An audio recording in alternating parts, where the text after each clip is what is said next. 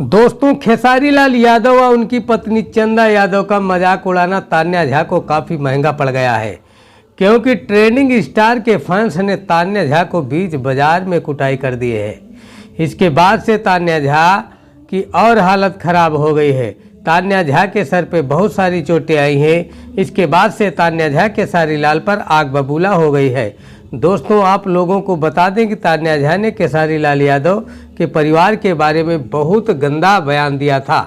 इस बयान के बाद खैर कोनो दिक्कत नहीं। खेसारी लाल यादव ने क्या कहा है, हमारा घर रोजे सुबह रोकेला उनकर मेहरारू ना एटीएम मशीन ही डाला सा निकाला सा रोज।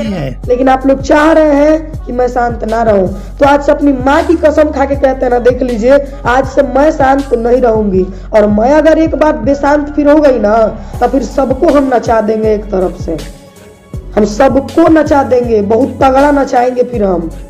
फिर मेरा नाच अगर शुरू हो गया तो हम नाच बंद नहीं। तो देखा दोस्तों, तान्या कैसा बयान दे रही है। इतना सब कुछ हो जाने के बाद भी तान्या सुधरने का नाम नहीं ले रही है। क्या खेसारी लाल के फैंस ने तान्या झा के साथ जो किया वो अच्छा किया या बुरा किया? आप कमेंट में जरूर बताएं। नए हैं तो चैनल को सब्सक्राइब व वीडियो को लाइक शेयर कर दीजिएगा।